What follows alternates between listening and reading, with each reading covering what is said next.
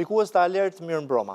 Përshëndetje nga ekrani I televizionit Ora News. Jemi si çdo të premte në orën 21 në këtë program që lidhet gjithmonë me çështjen e mbrojtjes konsumatorit, por edhe tema të tjera që mund mos duken që janë konsumator, por që automatikisht lidhen me konsumatorin, si gjithmonë zhvillojmë edhe tema të ndryshme që lidhen me bujqësinë, me çështje të tjera sociale që ne na prekin çdo ditë. Emisioni sotëm është I ndarë në dy pjesë, në fakt, pra dy temat ndryshme. Në dy pjesë e para do të flasim për situatën në Shqipëri dhe çfarë po ndodh me çështjen e fermerëve, të subvencioneve, të financimeve dhe konkretisht ndihmën që po jep Organizata Botërore për Ushqim, pra FAO, që jep Ministrisë së Bujqësisë asistencën e saj dhe çfarë bën ajo në Shqipëri. Do diskutojmë në dy pjesët e para dhe në pjesën e tretë do të flasim për rëndësinë dhe sfidat gjithashtu të shëndetit kafshëve si një halk e rëndësishme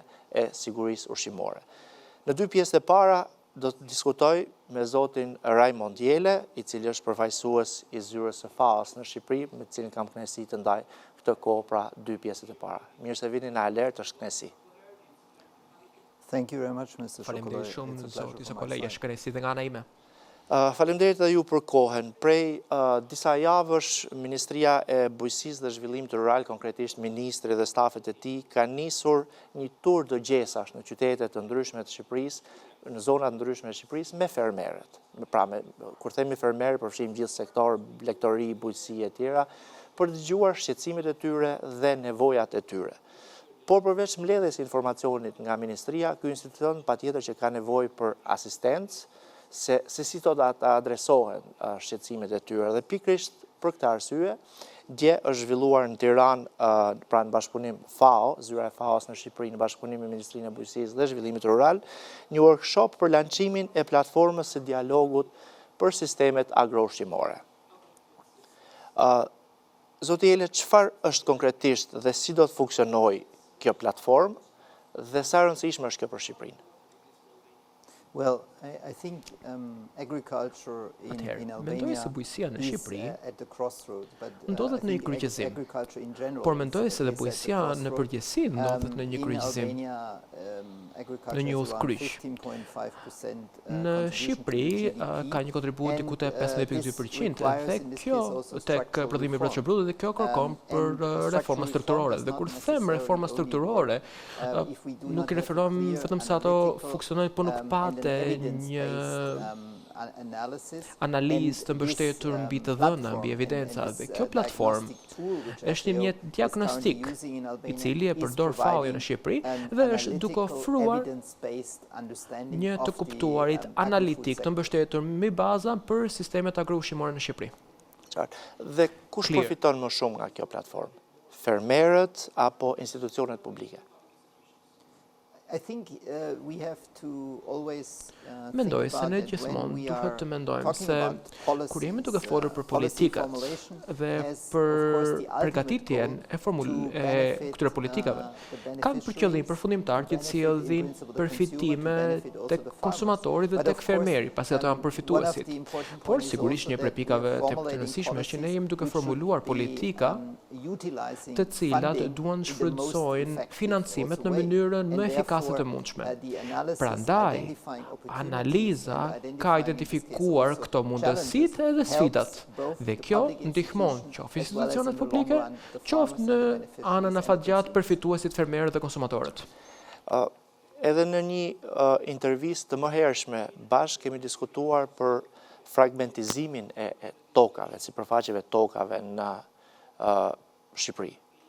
Sigurisht ne jemi tashmë në një treg global, evropian, rajonal, për sa I përket shkëmbimeve tregtare e tjera, por sa mund të përballoj një fermer I vogël në një qytet, në një zonë të Shqipërisë, në Lushnjë, Divjak, Korçë, prodhuesit e mëdhenj evropian, ose edhe rajonal që ka shumë të mëdhenj?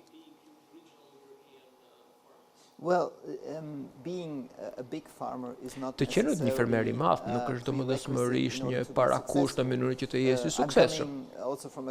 Unë pashtu vi nga një vend nga Gjermani, ku keni fermerë të cilët ndoshta mund të kenë vetëm 1 apo 2 hektar.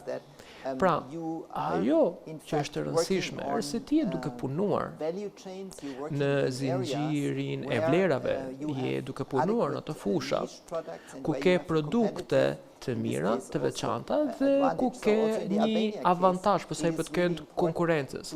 Në rastin e Shqipërisë është shumë e rëndësishme që të përcaktoj, të identifikoj produktet e mira në mënyrë që të jetë në gjendje dhe të konkurojë me pjesët e tjera të Evropës në pikpamje afatgjatë për sa i përket integrimit në Bashkimin Evropian. Po, por në rastin konkret, a do të ishte ndoshta nevoja për të mbështetur këta fermerë që prodhojnë diçka ndryshe, edhe me PR, me marketing, në mënyra nga më të ndryshme. Se ndryshe si do të konkurojaj, qoftë në prodhime që mund të vinë të mira edhe nga Gjermania, qoftë në eksport. Ka shumë aspekte se si mund të ofrohet mbështetja. Një element kyç sigurisht është pjesa e njohurive, sepse si fermer ti duhet të dish si do të jesh në gjendje që të prodhosh një produkt, si do identifikosh tregjet. Pra, informacioni dhe gjenerimi i informacionit është një çështje kyç në mënyrë që ti të jesh në gjendje dhe të jesh i suksesshëm. Edhe më pas ti po ashtu mund të jesh i suksesshëm edhe si një fermer i vogël. Shqipëria ka një strukturë e cila jo domosdoshmërisht të thotë se çdo fermer mund të jetë i madh. Ana tjetër ama, Shqipëria po ashtu ka produkte. Ne jemi duke folur për ushqime, jemi duke folur për perime, jemi duke folur për bim medicinal, nuk do të thotë se ti duhet të jesh për domosdoshmërisht aty, po ajo që është e nevojshme është pjesa e cilësisë, dhe cilësia vjen duke pasur njohuritë e duhura. Pra, ofrimi i njohurive ndaj fermerit është një element kyç. Trajnimi, arsimimi, edukimi që jepet fermerëve, teknologjia po ashtu, të gjitha këto luajnë një rol shumë të rëndësishëm. Gjatë gjithë kohës dëgjojmë për bashkimin e fermerëve në grupimet mëdha, në ato që quhen kooperativa, qoftë fermerët, qoftë organizatat e biznesit. Është kjo një zgjidhje reale për ta apo vetëm një teori për të konkuruar, për përfituar subvencione, mbështetje financiare e tjera? Nuk është teori, por mendoj se po ashtu në Shqipëri, por edhe në disa vende të rajonit, duhet të jemi të gjithmonë të kujdesur me terminologjinë që përdorim, terminologjinë e kooperativave. Mendoj se në plot raste ne jemi duke folur për grupe prodhuesve, sepse ajo që është e rëndësishme se ne nuk jemi duke formuar kooperativa ku fermerët janë duke dhënë veten e tyre dhe sipërmarrjen e tyre. Jo, ne jemi duke folur në parim në raste ku fermerët bashkëpunojnë me njëri tjetrin. Dhe pika e rëndësishme është kjo, bashkëpunimi, përfitimet që janë duke marrë për sa i përket blerjes së inputeve me çmim më të mirë, fertilizuesve me çmim më të mirë, pesticide me çmim më të mirë. Nga ana tjetër po ashtu kanë dhe një shumë më të madhe produktesh, kështu që kanë më të mirë për ta vendosur këtë produktin në treg. Sektori i supermarketit i shitjeve është duke bërë gjithnjë më i përqendruar, prandaj nga ana e furnizimit nevojitet ketë aktor konkurrues dhe bashkëpunues. Dhe formimi i grupeve të prodhuesve është diçka shumë e rëndësishme që ka për të ndihmuar. Pra, nuk është teori, është diçka që funksionon në praktikë dhe ka funksionuar shumë mirë. Dhe diçka të tillë mund ta shikoni edhe në shumë vende të ndryshme të Bashkimit Evropian. Dhe disa nga prodhuesit më të mirë të bulmetit janë kooperativa. Janë në pronësi të fermerëve ama. Pra gjitha këto detaje që ju përmendet do të bënin që prodhimi i tyre të dilte me kosto më të ulta. Detajet janë këto. Ideja është që të pasurit një biznes më fitimprurës nga pikpamja e biznesit. Sigurisht mund të jesh në një situatë të tillë ku ti mund të përshkallëzosh gjërat në mënyrë që të ulësh koston për pesticidet, për plerat e kështu me radhë, plerat kimik. Në ana tjetër ama ti mund të kesh edhe një peshë më të fortë në pjesën e negociatave me furnizuesit dhe kështu mund të përfitosh një çmim më të mirë. Qartë. E bëra këtë pyetje për gjithë ata që na ndjekin që të kuptojnë që bashkimi është sjell vetëm përfitime për ta.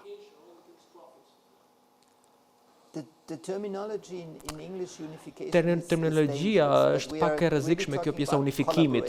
Ne flasim për bashkëpunim. Bashkëpunimi është një përfitim shumë i madh për fermerët dhe në fund të ditës është një përfitim shumë i madh edhe për konsumatorin.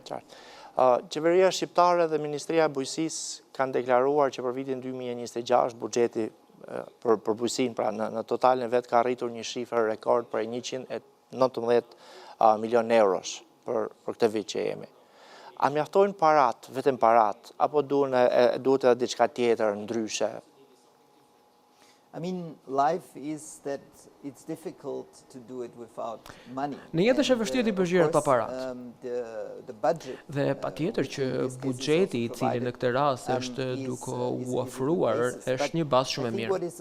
Megjithatë, mendoj që ajo që është më e rëndësishme është si shfrytëzohen këto parat. Si ka për të ofruar në mënyrë mbështetjeje. Po ashtu, një tjetër çështje e rëndësishme që kam përmendur edhe më parë, fermerët duhet të kenë njohuri. Fermerët në këtë rast duhet të kenë teknologji. Pra, nuk ka të bëjë vetëm me parat, por në fund të ditës është e rëndësishme që të shpenzohen dhe të shfrytëzohen parat, sidomos në këtë fusha, në inovacion. Pra, nëse ti do të kesh produkte të veçanta, ti duhet të kesh inovacionin pjesë tëndën, në mënyrë që të sjellësh shkencën dhe teknologjinë tek fermerët. Pra, çështja nuk është vetëm tek para dhe të pasurit më shumë para në buxhetin e bujqësisë, në mënyrë që të rritet dhe të përmirësohet sektori i bujqësisë. Në eksperiencën tuaj dhe të FAO-s në tërësi, çfarë do doni të ndryshonit në këto skema mbështetje në Shqipëri? Ju keni edhe dieni se çfarë ndodh vit pas viti me skemat e mbështetjes. Mendoj që ajo që është e rëndësishme kur flasim për skemat e mbështetjes në përgjithësi, është se ne duhet të vendosim masa të cilët kanë për të lehtësuar qëndrueshmërinë. Pra, ne jo domosdoshmërisht kemi nevojë për masa të cilat janë duke rritur status quo-n prodhimi në vetvete, qoftë në anën e bimëve ose në anën e baktive të ndryshme. Ne kemi nevojë që parat të vendosen dhe të shfrytëzohen aty ku ka përfitime për qëndrueshmërinë. Pra, mënyra se si do të bëhet pjesa e prodhimit do të jetë në lidhje me aspektet mjedisore. Pra, ne në këtë rast kemi nevojë që këto skema të subvencioneve të vendosen në mënyrë të tillë që të jetë të qëndrueshme nga ana financiare dhe pashtu në fund të ditës nuk kam për të prodhuar ndonjë disbalancë në treg. Pra, nëse ne do të vendosim subvencionet të cilat janë duke prodhuar një produkt ku nuk do të ketë më treg, kjo nuk ka për të sjellë një përfitim dhe do të jetë një problematik me shpenzimin.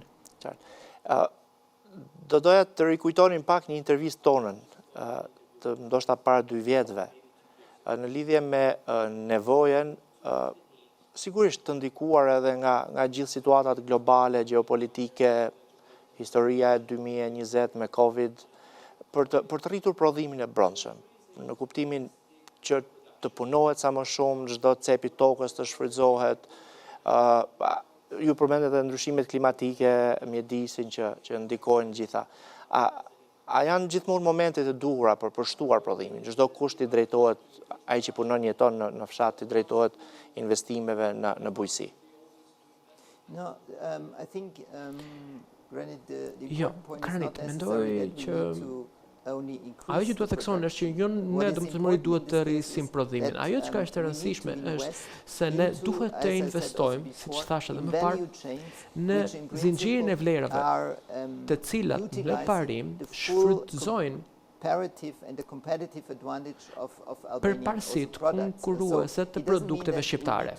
Pra, kjo nuk do të thotë se ne duhet të prodhojmë qumësht kur nuk është e qëndrueshme nga ana mjedisore, ose nëse nuk prodhojmë grur nëse nuk është e qëndrueshme nga ana mjedisore. Jo, në parim ne duhet të investojmë. Investimi është i rëndësishëm, është pika e rëndësishme, investimi në produkte të cilat janë të rëndësishme për tregun vendas, por nga ana tjetër, këto produkte janë dhe kanë përparime dhe avantazhe në tregun evropian, në tregun rajonal, dhe keni plot fusha të tilla. Unë isha duke folur për pjesën e frutave dhe perimeve, në këtë rast pashtu isha duke folur për bimet medicinal. Dhe shpresoj që mos më dëgjojë audienca thotë, "Ok, është duke promovuar pjesën e bimeve medicinal." Nuk është kjo që përpiqem të bëj, por ka të bëjë me variatetin, me larmishmërinë, e cila është po ashtu e rëndësishme.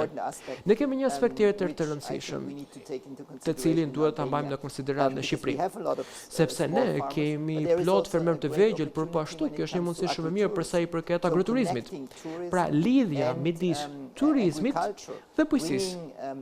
Si mund të sjellim së bashku produkte me vlerë të lartë për tregun, të cilat janë shumë specifike. Në këtë rast, ti si jem në vëmendjen e fermerëve.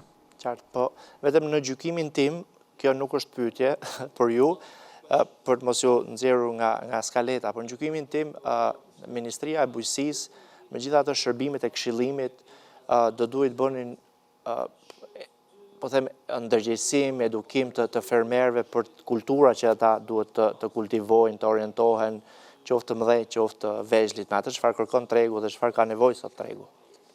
Qoftë agroturizmi, qoftë tregjet globale. Ajo që mendoj që është e rëndësishme për ne dhe sigurisht kjo i rikthehet të mjetit me të cilin ishim duke folur më parë. Ajo që është e rëndësishme është transparenca. Transparenca dhe të kuptuarit se çka në njëra anë është politika e duhur dhe çfarë ndikimi kanë për të pasur këto politikat. Çfarë lloj sinergjie kanë për të sjellë këto lloj politikash. Pra, nëse unë prodhoj më shumë nga një produkti caktuar, çfarë ndikimi do të ketë kjo në mjedis dhe çfarë lloj ndikimi do të ketë sigurisht edhe nga pikpamja sociale. Në të njëjtën kohë, ne kemi nevojë për më shumë informacion për tregun. Fermerët në këtë rast kanë nevojë që të dinë më shumë se cilat janë çmimet, çfarë çmimesh mund të marri në pikpamja afatshkurtë dhe në pikpamja afatgjatë për produktet e tyre dhe përmirësimi i informacionit për tregut është diçka shumë e rëndësishme. Me antarësimin e Bashkimit Evropian dhe me të gjithë masat të cilat duhen ndërmarrë për sa i përket parafrimit të aki komuniter, disa për këtyre elementeve kanë për të bërë të disponueshme dhe për fermerët. Dhe FAO-ja është duke punuar për shembull edhe mbi pjesën e bujqësisë digjitale. Ne jemi duke punuar me portalin e fermerëve. Portali i fermerëve të cilin Ministria e Bujqësisë mund ta përdorë në këtë rast duke përmirësuar transparencën e masave të informacionit dhe në fund të ditës ka për të ndihmuar fermerët dhe konsumatorët. Përveç portalit dhe informacionit, mund të ketë nevojë edhe për një bursë për produktet bujqësore?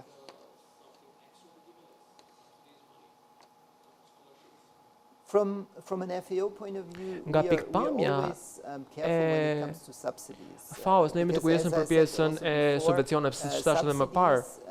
Pjesa e subvencioneve në bujqësi, pjesa e subvencioneve në orientimin e të ardhmes, pjesa e subvencioneve në edukim, pjesa e subvencioneve në edukim dhe në njohuri janë të rëndësishme, por kur bëhet fjala për subvencione për disa të mirat e caktuara, për disa produkte të caktuara, për elementet e cilat mund të sjellin çekuilibër në treg, duhet të ketë kujdes. Sigurisht që subvencionet janë të rëndësishme dhe ne kemi ndikime në ndryshimet klimatike, ne kemi pasur përmbytje kohët e fundit në Shqipëri.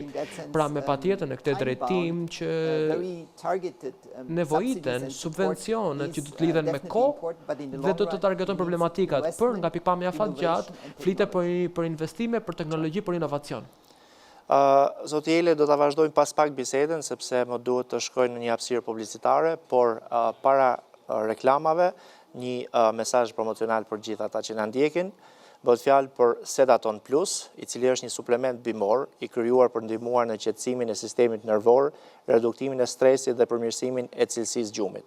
Ai përmban ekstrakte natyrale si valeriana, melisa, kamomili dhe pasiflora, të njohura për efektin e tyre relaksues. Sedaton Plus ndihmon në uljen e ankthit, nervozizmit dhe tensionit mendor, duke kontribuar në një ndjesi qetësie dhe ekuilibri emocional. Përdoret shpesh në periudha lodhje, stresit lart apo për gjumje pa shkaktuar varësi. Pra, nëse ndjeni shqetësime të tilla, konsumoni një tabletë Sedaton Plus. shumë shkurt një hapësirë publicitare, mos u largoni nga Ora News.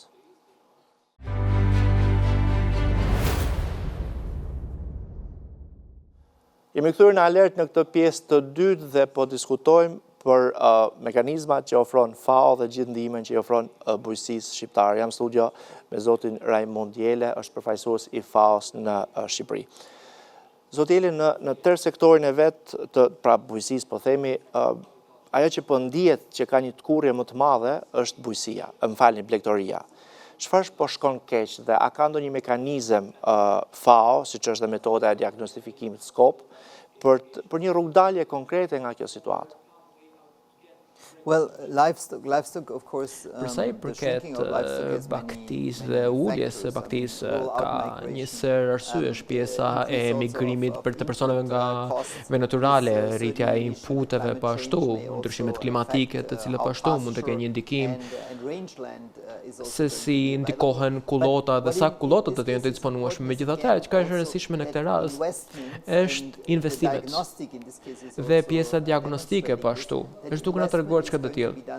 Investimi duhet të lidhet dhe me zinxhirin e vlerave. Pra, ne nuk kemi vetëm duke shitur qumësh të parapërpunuar. Ne në parim duhet të investojmë, për shembull, në produkte me tregues gjeografik. Për shembull, djathra specifik i cili brandohet nga një rajon i caktuar ose një djath i cili ka një shije të veçantë ose ka një vlerë të veçantë. Dhe kjo është diçka e cila ndihmon në mbështetjen e pjesën e jetës së fermerëve të cilët punojnë në pjesën e blegtorisë. Pra, nuk është nevojë të themi që si shkot do të rrisim pjesën e numrit e krerëve, por vlera që ne jemi duke prodhuar nga këto krerë që kemi, ka për të sjellë përmirësime dhe prandaj investime në zinxhirin e vlerave është shumë i rëndësishëm. Pra, po thoni që ka nevojë për investime në agropërpunim? Patjetër. Patjetër që kemi nevojë te pjesa e agropërpunimit. Lërmën që t'ju jap një shembull në këtë rast. Nuk e di derisa kjo mund të diskutohet në Shqipëri po ashtu, por Bashkimi Evropian ka nënshkruar një marrëveshje me Microsoft, që do të thotë se ka për të lehtësuar midis Amerikës Latine dhe Evropës për sa i përket pjesës së tregtisë. Dhe kjo po ashtu do të thotë se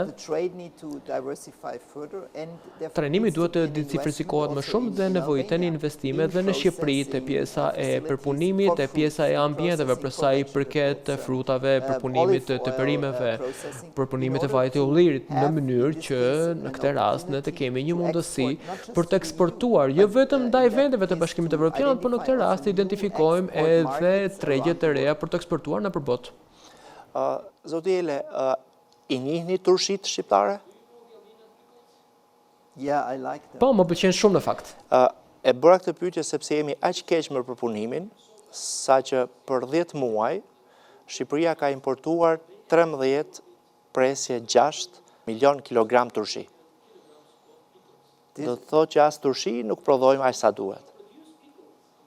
Ju aktualisht jeni duke prodhuar materiale të papërpunuara shumë të mirë për turshit, por problemi është që nuk ka kapacitetet të mjaftueshme për përpunimin e tyre. Dhe prandaj keni një import kaq të lartë, importin e turshive. Pikrisht prandaj e thash, pra prodhojmë perime, por nuk i përpunojmë. Një ndër problematikat më të diskutuara dhe më të mëdha në fakt të Shqipërisë është siguria ushqimore. Raporti i Komisionit Evropian i çdo viti e thekson fort këtë dhe gjithë gjetjet e kapitullit 12. Edhe 11 dhe 13, po veçanërisht 12. Tani, sa larg jemi ose afër integrimit në Bashkimin Evropian për sa i përket sigurisë ushqimore? of course, understandably, particularly from the consumer, but sigurisht nga pikpamja e konsumatorit, pikpamja e sigurisë ushqimore diçka e panegociueshme. Dhe për afrim harmonizimi e akit komunitare është shumë e rëndësishme në këtë drejtim dhe mendoj se në kapitullin 12 qeveria e Shqipërisë në këtë rast është duke bërë progres. Megjithatë, çka është po ashtu e rëndësishme është përmirësimi i kapaciteteve laboratorike. Kapacitet laboratorike për pjesën fitosanitare.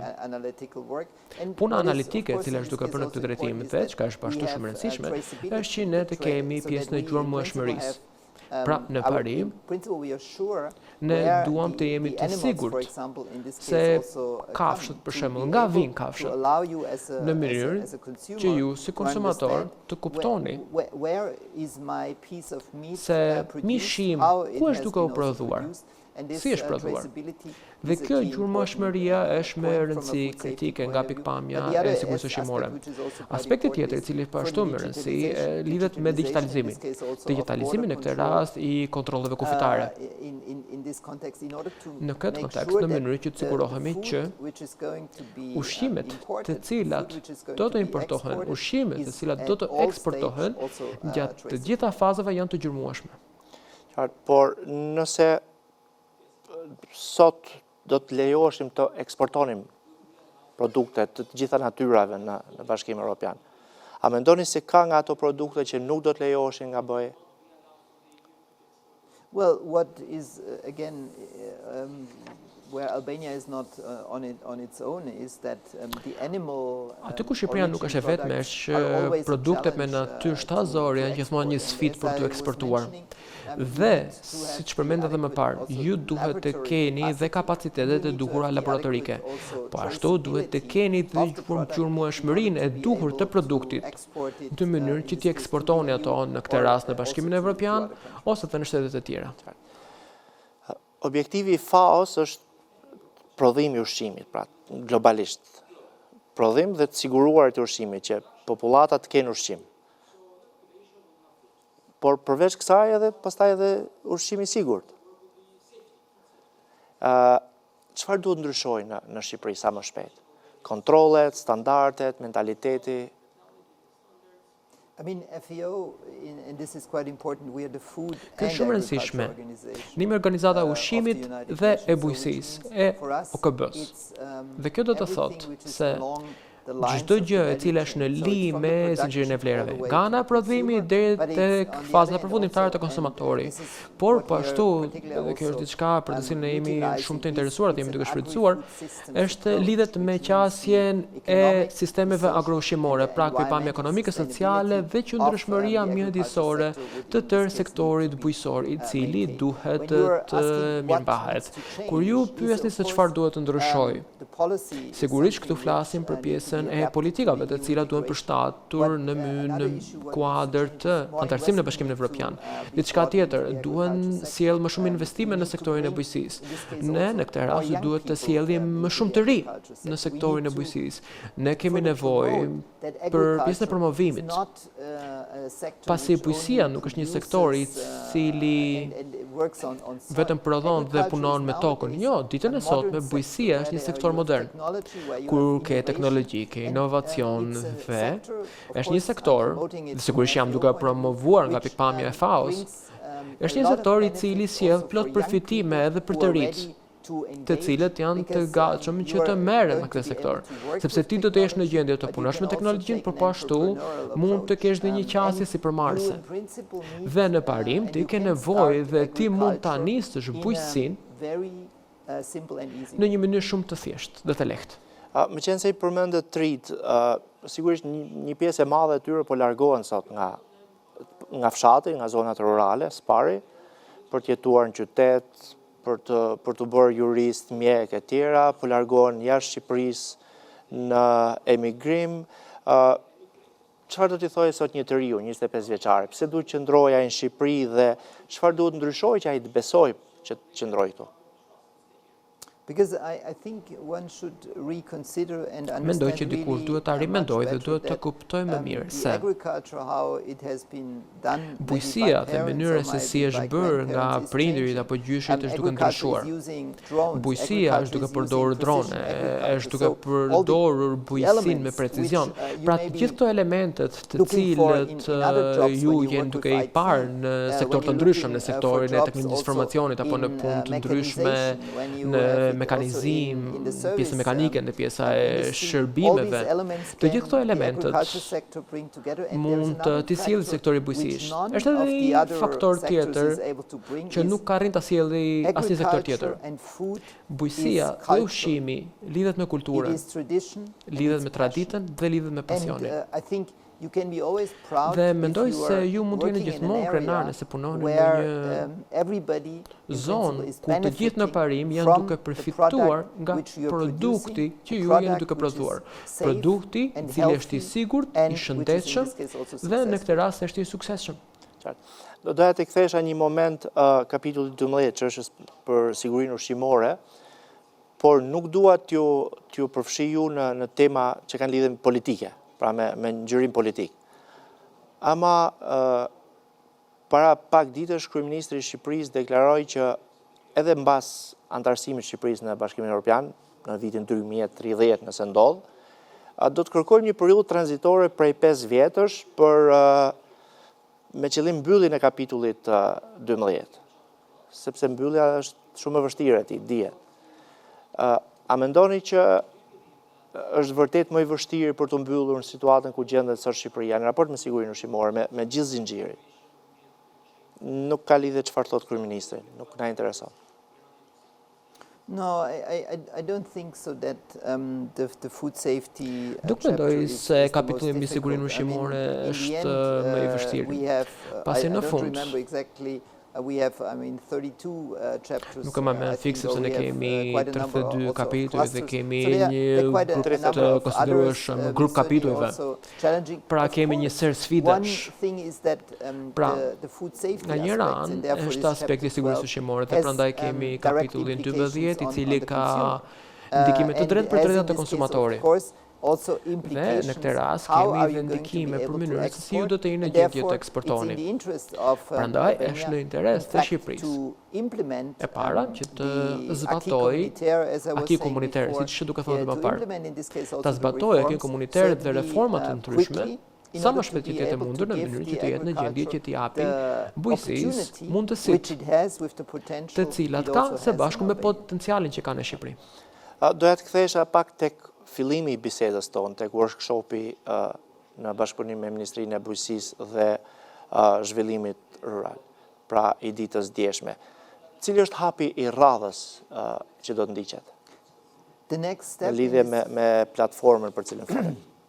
Hapi i radhës në këtë rast, siç ju thash, është në ditën e djeshme validuan dhe në fakt themi analiza e parë kryen në mënyrë që ne të përcaktojmë mundësitë dhe sfidat. Hapi i radhës është që ne kemi për të parë më afër gjërat. Për shembull, ne kemi për të bërë një analizë të zinxhirit të vlerave në mënyrë që të identifikojmë se cilat janë problemet këtu, po ashtu cilat janë mundësitë këtu. Dhe ne, në disa për këtyre rasteve mund të bëjmë dhe modelimin, sepse kur i kthehemi masave të politikave dhe siç ju thash edhe në fillim, masat e politikave mund të kenë ndikime pozitive, ma nga ana tjetër mund të kenë edhe efekte negative. Dhe prandaj në këtë rast është shumë e rëndësishme që ne të kuptojmë ndikimin më mirë përpara se të ndërmarrësh masa të tilla. Dhe ne në këtë rast kemi për të ndihmuar Ministrinë e Bujqësisë, kemi për të ndihmuar edhe qeverinë e Shqipërisë me këto mjete analitike të cilat kemi për të pasur muajt në vim. Kur mund të shohim rezultatet e para në terren?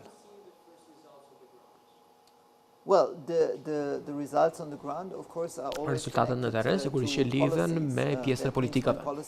Që do të thotë, kur politika do të formulohen dhe kur masat në këtë rast kanë për të ndërmarrë, ka masa afat shkurtra të cilat mund të ndërmarrin mjaft shpesh, po ka dhe masa afat gjata.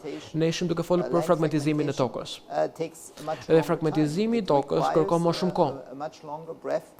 kërkon një frymëmarrje më të madhe në mënyrë që të kesh rezultate, sepse konsolidimi I tokës, I cili është zgjidhja kur përballesh me problemin e fragmentizimit të tokës, nuk është diçka që ndodh shumë shpejt.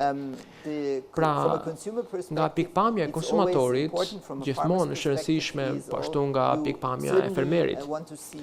Ti dëshiron të shikosh rezultate shpejt, por nga ana tjetër bujësia është diçka ku ti ke nevojë për kohë. Bujësia nuk mund të ndryshohet brenda natës dhe po ashtu nuk mund të ndryshohet me masën në këtë rast brenda natës. Unë ju falenderoj shumë që ishit në alert. Ju personalisht, por edhe gjithë stafi I zyrës tuaj në Shqipëri, pra të FAOs në Shqipëri, jeni të mirëpritur, sa herë keni diçka për të promovuar. Faleminderit. It was a pleasure to be here. Ishte kënaqësi e gjithja ime. The pleasure was all mine. Thank you. Thank you. Shkputemi pas pak, ishim me zotin Raimund Jele, përfaqësues I zyrës FAOs në Shqipëri. Shkputemi edhe pas pak me temën të cilën anoncuam në fillim.